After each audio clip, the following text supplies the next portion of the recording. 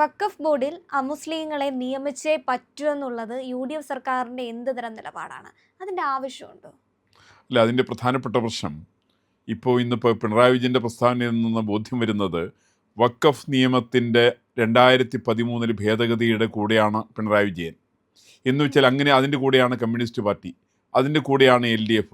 2013 ഭേദഗതി പ്രകാരം എന്താണെന്ന് വെച്ചിട്ടുണ്ടെങ്കിൽ ഒരു പ്രോപ്പർട്ടി ആര് വഖഫിനെയാണ് തീരുമാനിക്കുന്നത്, വഖഫാണ് തീരുമാനിക്കുക. വഖഫ് തീരുമാനിക്കുകയാണ് മുനമ്പത്ത് 610 വീട്ടുകാരുടെ പ്രോപ്പർട്ടി ഞങ്ങളുടേതാണെന്ന് അവർ തീരുമാനിക്കുന്നു, അത് അവരുടേതാകുന്നു.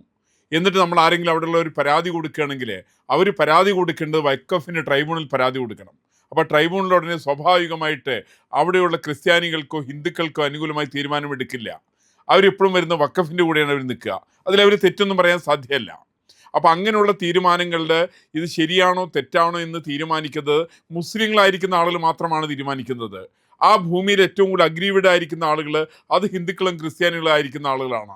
അപ്പോൾ അതിൻ്റെ പേരിലാണ് ഇപ്പോൾ കേന്ദ്ര സർക്കാർ കൊണ്ടുവരുന്ന ഭേദഗതി. പ്രധാനമായിട്ട് ഈ പറയുന്ന വഖഫ് ബോർഡ് എന്ന് പറയുന്നത് ഒരു മതത്തിൻ്റെ പ്രസ്ഥാനമല്ല, ഒരു മതത്തിൻ്റെ തീരുമാനങ്ങളല്ല. മതത്തിൻ്റെ തീരുമാനങ്ങളല്ലാത്തതുകൊണ്ടും ഒരു സിവിൽ കേസ് ആയതുകൊണ്ടും സ്വാഭാവികമായിട്ട് അതിനകത്ത് തീരുമാനമെടുക്കേണ്ടത് ഒരു മതവിഭാഗത്തിൽപ്പെട്ടവർ മാത്രമായിരിക്കരുത്. ഇതിനകത്ത് ഏറ്റവും കൂടുതൽ ബാധിക്കുന്നത് ഇവിടെയുള്ള കേരളത്തെ സംബന്ധിച്ച് ക്രിസ്ത്യാനികൾക്കും പിന്നെ ഹിന്ദുക്കൾക്കുമാണ്. കേരളം വിട്ടുള്ള സംസ്ഥാനങ്ങളെ സംബന്ധിച്ച് ഹിന്ദുക്കൾക്കാണ്. അങ്ങനെ വരുന്നത് കൊണ്ട് ആ പ്രദേശങ്ങളിൽ ആർക്കൊക്കെയാണോ വിഷയങ്ങൾ ബാധിതമായിരിക്കുന്നത് ആ ബാധിതമായിരിക്കുന്ന മതവിഭാഗങ്ങൾ പെട്ടിട്ടുള്ള ആളുകളോട് കൂടിയിട്ട് പങ്കാളിത്തം വേണമെന്നാണ് കേന്ദ്ര സർക്കാരിൻ്റെ നിയമം. അങ്ങനെയാണ് രണ്ടുപേരും വരിക. അപ്പോൾ ആ നിയമം തന്നെയാണ് കേരളത്തിൽ നടപ്പിൽ വരുത്തണമെന്ന് UDF സർക്കാരും പറയുന്നത് ശരിക്കതാണ്. അപ്പം അങ്ങനെ വരുന്ന സമയത്ത് ഇപ്പോൾ മുനമ്പത്തെ ഭൂമി ആരെയാണെന്നുള്ളവർ നേരത്തെ ഇവർക്കൊക്കെ അറിയാമല്ലോ. നേരത്തെ അത് പിണറായി വിജയന് നേരത്തെ അറിയാം, അല്ലെങ്കിൽ അദ്ദേഹത്തിന് മരുമകൻ എന്നിട്ടറിയാം, മുഹമ്മദ് റിയാസിന് അറിയാം, അതുപോലെ തന്നെ A റഹീമിന് അറിയാം. ഇവർക്കൊക്കെ അറിയാമെങ്കിലും അവിടെ വരുന്ന വഖഫിൻ്റെ നിയമം കൊണ്ടുണ്ടാകുന്ന ദുരിതങ്ങളെ സംബന്ധിച്ച് ഒരു വാക്ക് പോലും ഇവരാരും മിണ്ടിയിട്ടില്ല. 2013 നിയമം വന്നത്. 10-12 വർഷക്കാലം നിയമം വെച്ചുകൊണ്ടിരുന്നു. അത് കഴിഞ്ഞ് വളരെ സാധാരണക്കാരൻ അവിടെ നിന്ന് സ്വന്തം കിടപ്പാടത്തിൽ നിന്ന് ഇറങ്ങിപ്പോകേണ്ടായുള്ള സാഹചര്യം ഉണ്ടാകുന്നു. ഈ സാഹചര്യം തെറ്റാണെന്നാണ് കേന്ദ്ര സർക്കാർ പറഞ്ഞത്. ഒരിക്കലും അവനവൻ കാലങ്ങളായി താമസിക്കുന്ന ഒരു ഭൂമി. ഇപ്പം മുനമ്പത്തെ സംബന്ധിച്ച് എന്തുണ്ടായിട്ടുള്ളത്, മുനമ്പത്ത് ഇവരെല്ലാം ഭൂമി പണം കൊടുത്ത് വാങ്ങിച്ചവരാ. ഈ ഭൂമി ആദ്യം അവിടെയുള്ള മഹാരാജാവിൻ്റെ കാലത്ത് തിരുവിതാംകൂർ മഹാരാജാവ് സേട്ടിന് കൊടുക്കുന്നു. സേട്ടിൽ നിന്ന് അത് ഫറൂഖ് കോളേജിന് പോകുന്നു. ഫറൂഖ് കോളേജിൽ നിന്ന് പണം കൊടുത്ത് ഇവർ വാങ്ങിക്കുന്നു. അതിനുശേഷം ഫറൂഖ് കോളേജിലെ ചില വിദ്വാൻമാരെ കൂടി തീരുമാനിച്ചിട്ട് ഇത് വഖഫിൻ്റെ ആണെന്ന് തീരുമാനിക്കുക. ഇതിനകത്ത് ന്യായം വേണ്ടേ? പണം കൊടുത്ത് അല്പമെങ്കിലും ഇവിടെ മുസ്ലിം സംഘടനകൾക്ക് ഉളുപ്പിക്കാര്യത്തിലുണ്ടോ? ഒരു അന്തസ്സുണ്ടോ? ഒരു അഭിമാനമുണ്ടോ? ഇവരെന്താ തീരുമാനിച്ചത്? ഞങ്ങൾ പണം കൊടുത്ത് ആരെങ്കിലും പണം കൊടുത്ത് വാങ്ങിക്കുന്ന ഭൂമിയൊക്കെ ഇവർ വഖഫാണെന്ന് പറഞ്ഞിട്ടുണ്ടെങ്കിൽ ആരാ ഇത് വഖഫായിട്ട് അംഗീകരിക്കാൻ വേണ്ടി പോകുന്നത്? ഇവിടെ മുനമ്പത്ത് ജനങ്ങളുടെ കൂടെ ഇന്ത്യയിലെ കേരളത്തിലെ സർവമാന ജനങ്ങളുണ്ട്.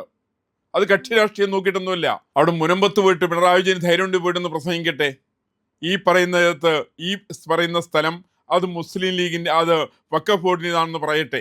ഇത് ഇയാൾ പറയാൻ തയ്യാറുണ്ടെങ്കിൽ ഇയാൾ മുട്ടുകാല ആളുകൾ തല്ലി ഓടിക്കും.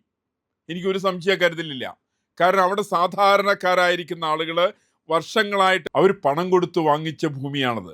ഈ പണം കൊടുത്ത് വാങ്ങിച്ച ഭൂമി മറ്റുള്ളവർക്ക് കൊടുക്കണം എന്ന് പറഞ്ഞാൽ ഇത് ആരാണ് സമ്മതിക്കുക? ഇപ്പം പിണറായി വിജയൻ സമ്മതിക്കുമോ? അദ്ദേഹത്തിൻ്റെ പിണറായി വീടിരിക്കുന്ന സ്ഥലം അത് വഖഫുകാർ തീരുമാനിക്കുകയാണ്, വഖഫിൻ്റെ ആണെന്ന് പറയുക. ഇത് പിണറായി വിജയൻ സമ്മതിക്കുമോ? ഇവിടെ ഗോവിന്ദ മാഷ് സമ്മതിക്കുമോ? ഇവരാരും സമ്മതിക്കുക?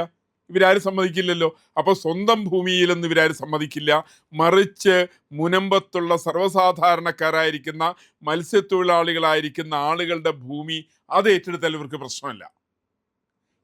ഇതിനെയാണ് ഇരട്ടത്താപ്പെന്ന് പറയുക.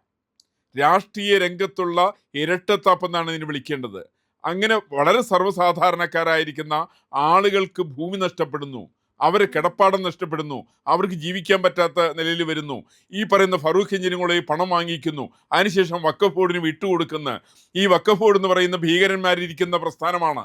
ആ ഭീകരന്മാരെ കൂടി തീരുമാനിക്കുക ഇത് ഞങ്ങളുടെ ഭൂമിയാണെന്ന് അവർക്ക് തീരുമാനിക്കുക. പണം വാങ്ങിച്ചു. അതിനെന്താ? പണം വാങ്ങിച്ചതെന്നാലും ഞങ്ങളുടെ ഭൂമി തന്നെയാണ് എന്ന് പറയുന്നൊരു ധിക്കാരമുണ്ടല്ലോ. ആ ധിക്കാരത്തെ സാധാരണക്കാരൻ അംഗീകരിക്കാൻ പറ്റില്ല. ഇത് അക്രമത്തിൻ്റെ ഭാഷയാണ്. ഇതൊരിക്കലും സാധാരണക്കാരന് വേണ്ടിയിട്ടുള്ള ഭാഷയല്ല. ഈ ഭാഷയെ അംഗീകരിക്കാനേ സാധ്യമല്ല. ഇതിനെ അംഗീകരിക്കും എന്നുള്ളതാണ് പിണറായി വിജയൻ്റെ പ്രത്യേകത. ഇപ്പം ഞാൻ മനസ്സിലാക്കുന്നത് ഈ പറയുന്ന UDF സർക്കാർ കേന്ദ്ര സർക്കാർ എടുത്ത തീരുമാനത്തിൻ്റെ ഈ 2013 തീരുമാനമെടുത്ത മൻമോഹൻ സിംഗ് ആണ്. മൻമോഹൻ സിംഗിൻ്റെ കാലത്ത് എടുത്ത തീരുമാനം തെറ്റാണെന്ന് UDF തോന്നിയിട്ടുണ്ടെങ്കിൽ അവരെങ്ങനെ കുറ്റപ്പെടുത്താൻ പറ്റുക? അവിടെയുള്ള MLA ആരാ? UDFിൻ്റെ MLA അല്ലേ? അയാൾക്ക് ഇക്കാര്യത്തിൽ ബാധ്യതയില്ലേ? അയാൾക്ക് ബാധ്യതയുണ്ടല്ലോ. സമീപ പ്രദേശത്താണല്ലോ മുഖ്യമന്ത്രിയുടെ മണ്ഡലം, അദ്ദേഹത്തിന് ബാധ്യതയില്ലേ?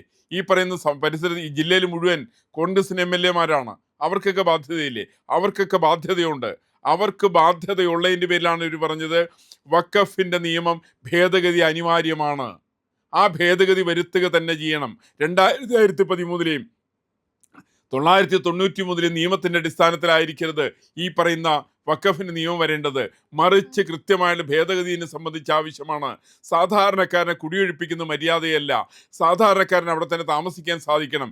അവരുടെ ഭൂമി ഏറ്റെടുക്കാൻ വേണ്ടി തീരുമാനിക്കുന്ന ആളുകൾ കുറച്ചെങ്കിലും പണം കൊടുത്ത് വാങ്ങിച്ച ഭൂമിയാണ് ഏറ്റെടുക്കുന്നത് എന്നുള്ളൊരു ബോധം വേണം. ആ ബോധം ഇവർക്കില്ല എന്നുള്ളതാണ് പ്രശ്നം. ഇപ്പം പിണറായി വിജയനെ സംബന്ധിച്ച് ഇവിടെ UDF സർക്കാർ എന്ത് ചെയ്താലും എതിർക്കുക, അതൊരു നയം. എനിക്ക് വിരോധമൊന്നുമില്ല, അതവർ നയമായിക്കൊള്ളട്ടെ. പക്ഷേ അവിടെ നിന്ന് കുടിയൊഴിപ്പിക്കപ്പെടുന്നത് സർവ്വസാധാരണക്കാരാണ്. ഒരു കാലത്ത് കമ്മ്യൂണിസ്റ്റ് പാർട്ടി പറഞ്ഞ് കുടിയൊഴിപ്പിക്കപ്പെടുന്ന ആളുകളുടെ ആ പ്രശ്നത്തെക്കുറിച്ച് പറഞ്ഞിരുന്ന പ്രസ്ഥാനം പോലും ഇന്ന് പിണറായി വിജയനും മുഹമ്മദ് റിയാസിനും വേണ്ടിയിട്ട്, ഇന്ന് പണച്ചാക്കുകളുടെ കൂടെ സമ്പന്നന്മാരായിരിക്കുന്ന ആളുകൾക്ക് വേണ്ടിയിട്ട്, വഖഫ് മുതലാളിമാർക്ക് വേണ്ടിയിട്ട് അവർക്ക് വേണ്ടി കുഴലൂതുന്നു എന്നുള്ളത് അത്യന്തം ദയനീയമായിട്ടുള്ളൊരു അവസ്ഥയായിട്ടാണ് എനിക്ക് തോന്നുന്നത്. ഇപ്പോൾ CPM അല്ലെങ്കിൽ പിണറായി വിജയൻ ഉൾപ്പെടുന്ന സംഘം ആവശ്യപ്പെടുന്നത് മുസ്ലിം സംഘടനകളോട് ചേർന്ന് നിൽക്കുന്ന എല്ലാ സംഘടനകളും ഇതിനെതിരെ പ്രതികരിക്കണം, കൃത്യമായി രംഗത്തേക്ക് വരണം. ഇതൊരു സംഘപരിവാർ അജണ്ടയാണ് സതീശൻ ഇവിടെ നിന്ന് നടപ്പിലാക്കിക്കൊണ്ടിരിക്കുന്നത്. അല്ല, അതിനകത്ത് പിണറായി വിജയൻ വേറെന്ന് പറയട്ടെ, ഈ പറയുന്ന പണം കൊടുത്ത് ഭൂമി വാങ്ങിച്ച ആളുകൾ ചെയ്ത് തെറ്റാണെന്ന് പിണറായി വിജയന് അഭിപ്രായമുണ്ടോ? ഇത് മുഹമ്മദ് റിയാസിൻ്റെ അഭിപ്രായമാണ്, ഇവിടെ തങ്ങളുമാരുടെ അഭിപ്രായമാണ്, വഖഫ് ബോർഡിൽ ചിലരുടെ അഭിപ്രായമാണ്, ജമാഅത്തെ ഇസ്ലാമിയുടെ അഭിപ്രായമാണ്, അല്ലെങ്കിൽ ഇസ്ലാമിക് തീവ്രവാദികളുടെ അഭിപ്രായമാണ്. ഇത് പിണറായി വിജയൻ ഏറ്റുപറയുന്നു മാത്രമേ ഉള്ളൂ. ഇതിനെ അംഗീകരിക്കാൻ സാധ്യമേ അല്ല. കാരണം അവിടെ പണം കൊടുത്ത് വാങ്ങിച്ചിരിക്കുന്ന ആളുകളുടെ വേർപ്പിൻ്റെ വിലയാണത്. അവർ സാധാരണക്കാരനും പട്ടിണി പാവങ്ങളാണ് അവിടെ താമസിക്കുന്നവർ, മത്സ്യത്തൊഴിലാളികളാണ് അവിടെ താമസിക്കുന്നവർ. ഇത് VD സതീശനറിയാം, കേരളത്തിൻ്റെ മുഖ്യമന്ത്രിക്ക് അറിയാം, അവിടെയുള്ള MLAക്ക് അറിയാം. അതിൻ്റെ പേരിലാണ് അവർ സമരമായിട്ട് അതിന് വേണ്ടി രംഗത്ത് വരുന്നത്. ഈ പറയുന്ന നിയമനിർമ്മാണങ്ങളെ മുഴുവൻ ഇല്ലായ്മ ചെയ്യാനുള്ള പരിശ്രമം നടത്തുന്നത് അത് പിണറായി വിജയനെ ആയാലും കൊള്ളാം, ആരായാലും കൊള്ളാം, അതൊരിക്കലും സർവ്വസാധാരണക്കാരൻ്റെ വിഷയമല്ല.